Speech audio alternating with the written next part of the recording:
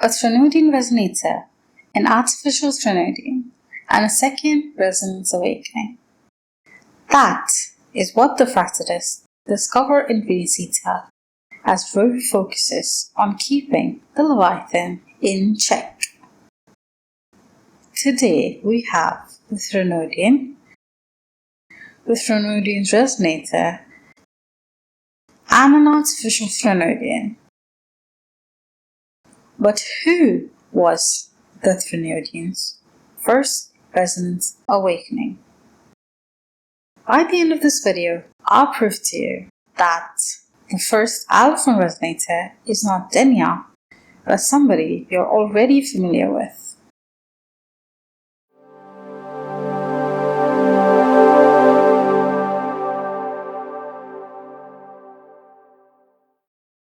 Have you ever looked at Abby's eyes and wondered why one of them is golden and the other blue? Rover and Abby share not just physical connection, but their frequencies are intertwined with each other. Rover's tacit mark absorbs a part of Threnodian frequencies, and he is able to use these frequencies and the resonance abilities connected to these frequencies in battle. So when Rover uses different attributes, he is using different abilities of the Threnodians themselves. Rover's connection with Abby, however, is different.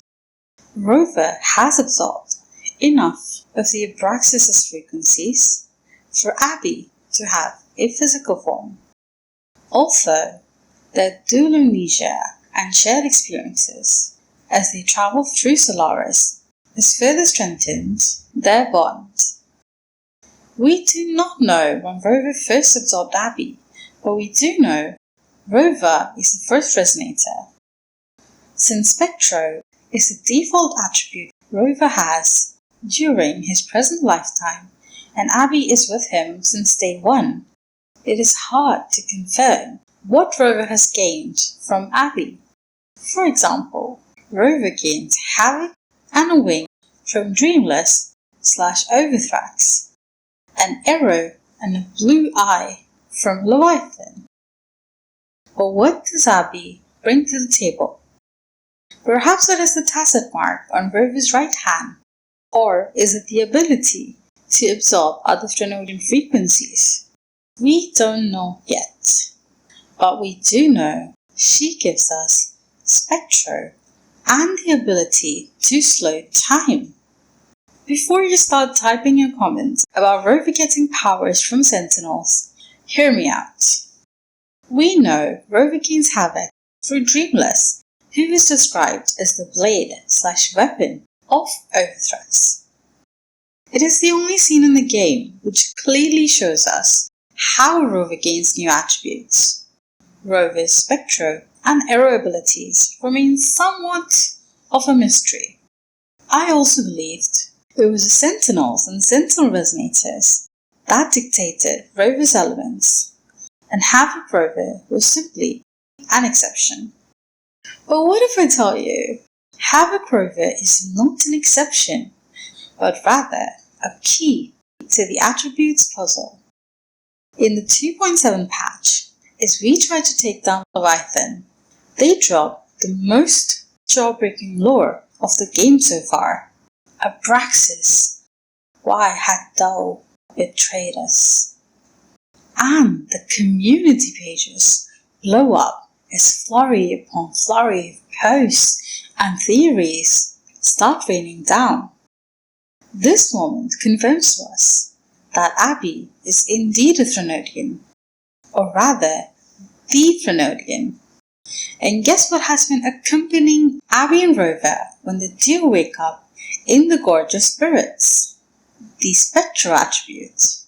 From this, I conclude that Havoc and Spectro both are abilities gained by Rover through Threnodians/Threnodian spawns.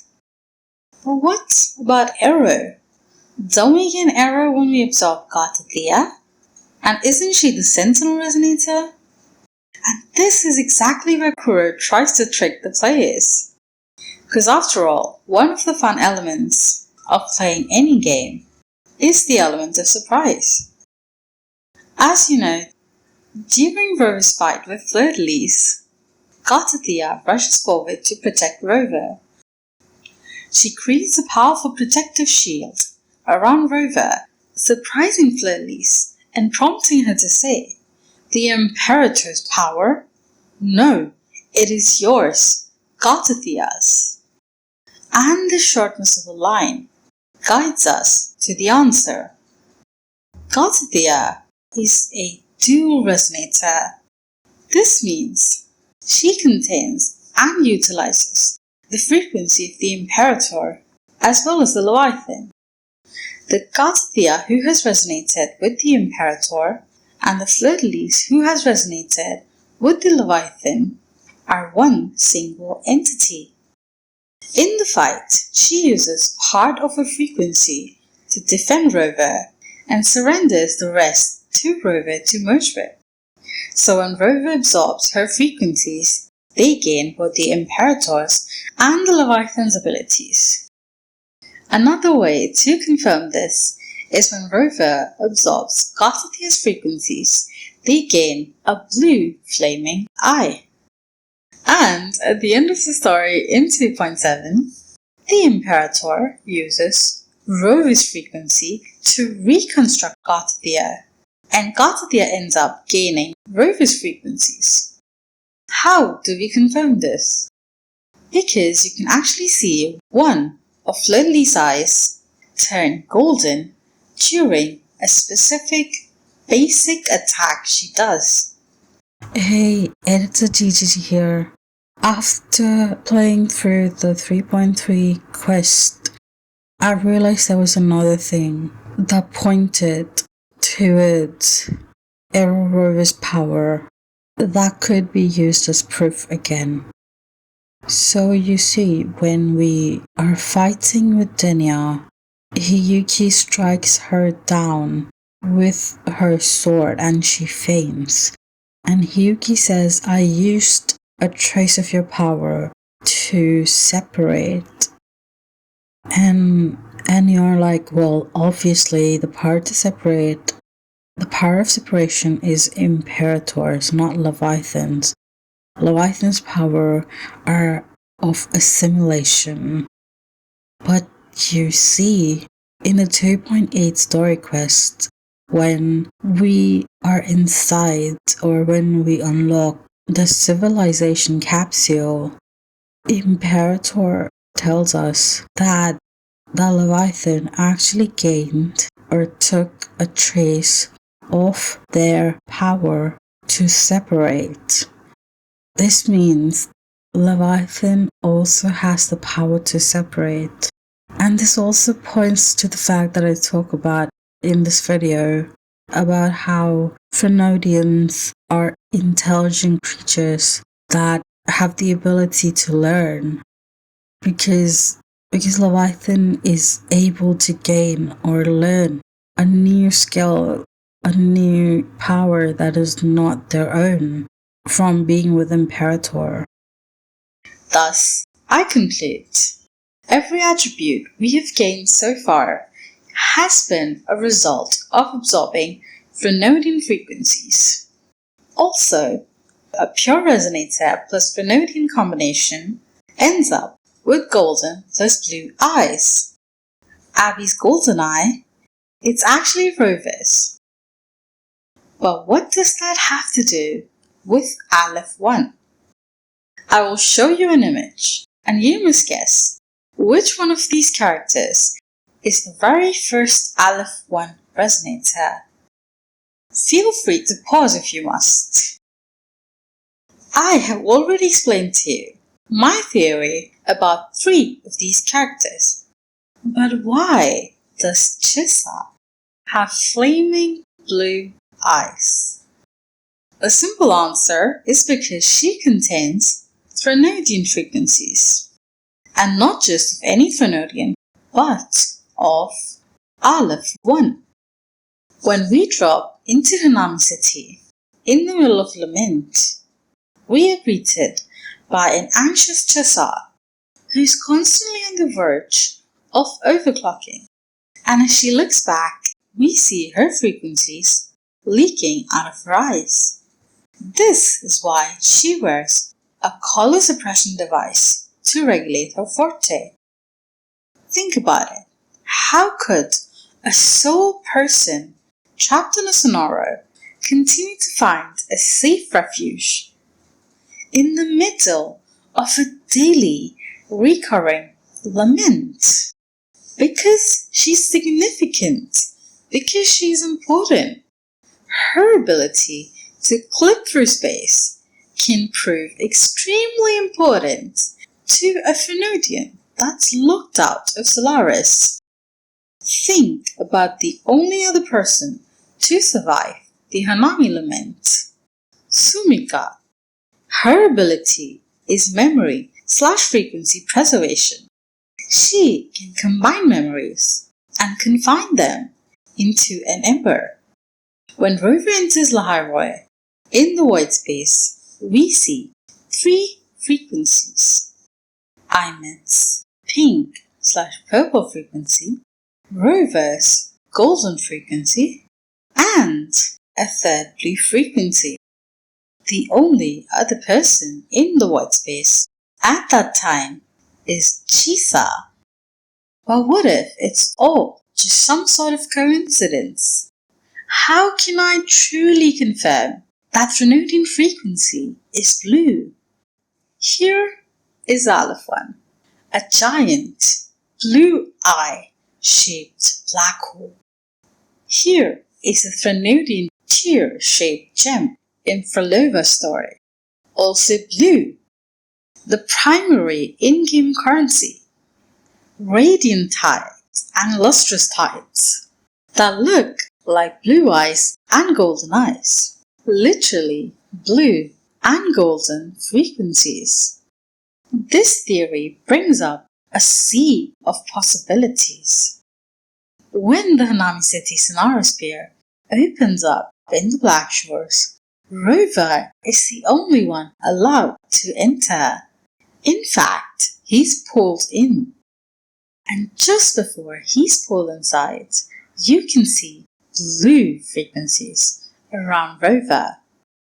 While Sumika indeed pulled Rover in, it was a Threnodian's frequency that opened up the Sonorosphere.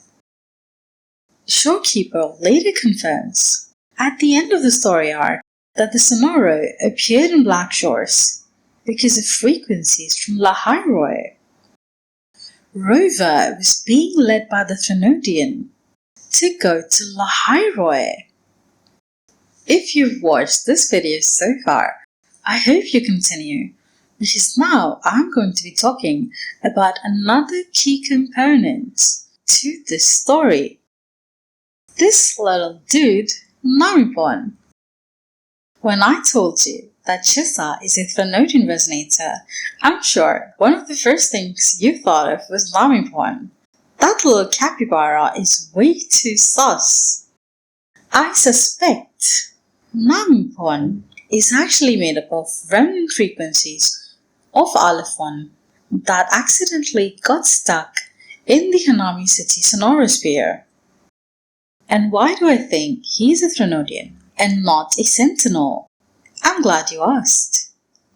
When we're in Honami, Chisa tells us that Namipon is a guardian and he has a will of his own. And that is extremely suspicious.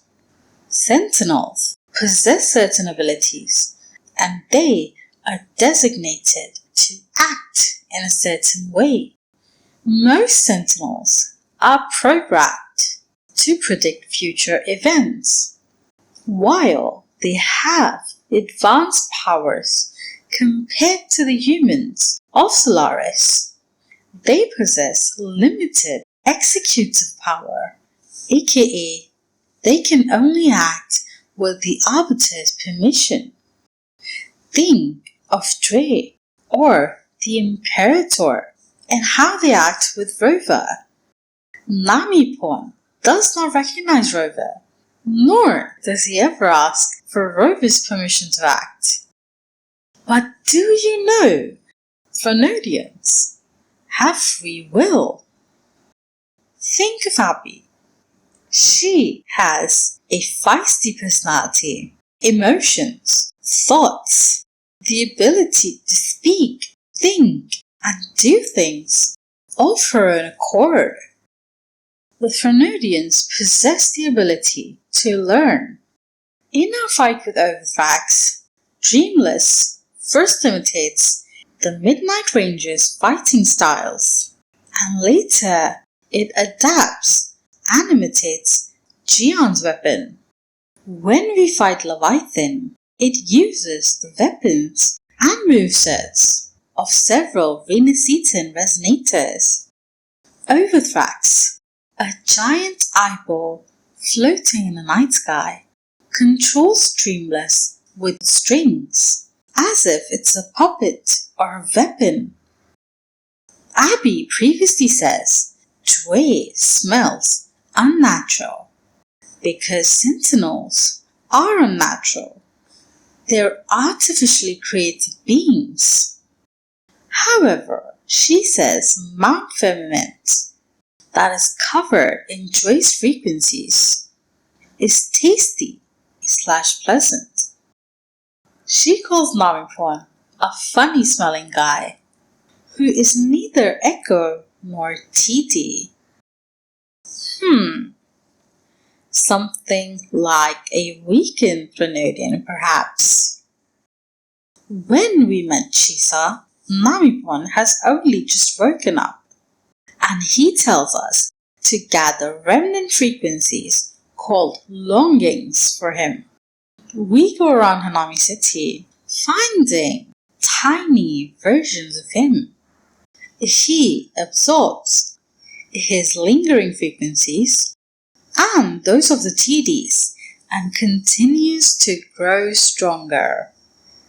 He knows the coordinates of the Neon Tower as well as of Lahai-Roi, almost as if the sonoro we're in is his, which is why he subconsciously, or maybe intentionally, tries to kick us out of the sonoro using the false sovereign because he wants to protect Chisa and their haven.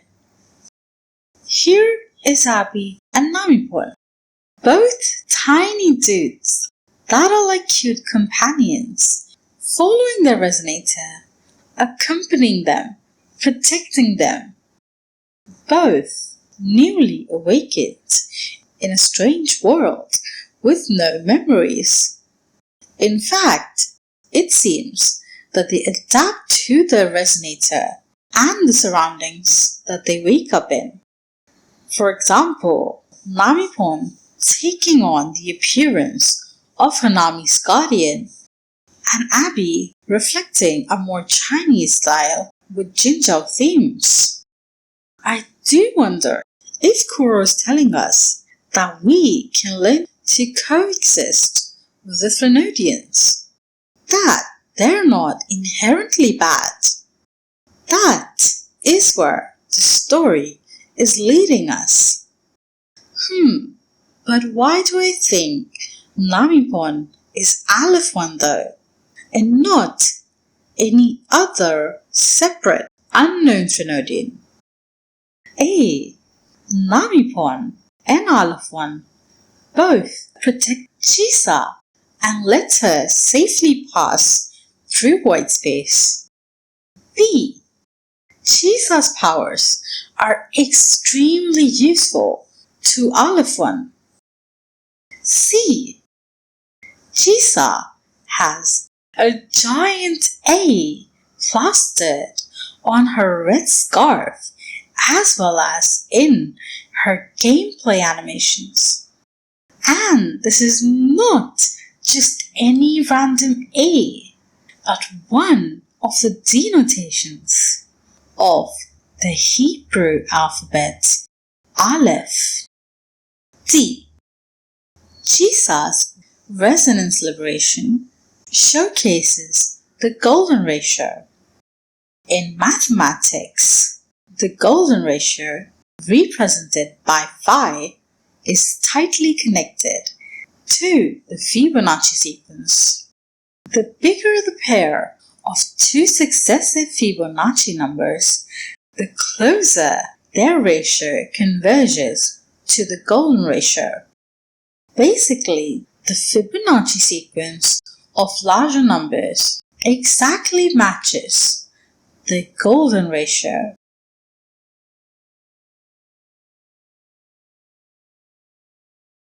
You might have heard of Fibonacci spirals and golden spirals. Though not the exact same, the spirals become almost identical the larger they are. There's also something called Aleph numbers in math that represent the size or cardinality of infinite sets. The smallest size of these infinite sets is Aleph null, which means Aleph-1 is something that is bigger than infinity. The numbers are represented by the Hebrew letter Aleph. The name of God in the Hebrew Bible follows the Fibonacci sequence / golden ratio. And what is God in Hebrew? It's Aleph. Chisa and Denia both have connections to the art of kirigami, which is a type of origami. Chisa makes several kirigami designs, and Denia has paper dolls on her head, which are commonly found in kirigami. Chisa and her story have several complementary connections to Aleph-1. However, we know the Fractsidus achieved a second awakening with the Threnodian, and thus Denia was born. For now though, I will leave you with 2 fun facts about Chisa and let you process the info I've shared today and leave some mystery for my next video, where I will talk about why Chisa wasn't the chosen one, the role of the Miko Hiyuki, and the birth of Denia. Fun fact: Chisa's golden spiral and its relation to the Fibonacci sequence has another significance in the game. The Fibonacci sequence first appears in Indian mathematics, in Sanskrit Chanda, and later in a book by Fibonacci, an Italian mathematician.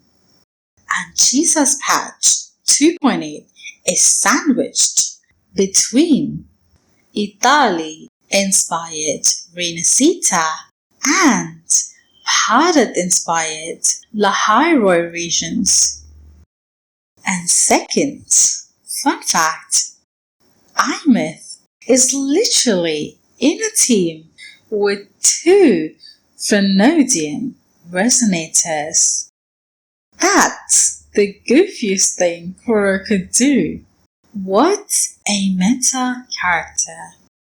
As always, stay tuned and subscribe for Denia. Bye!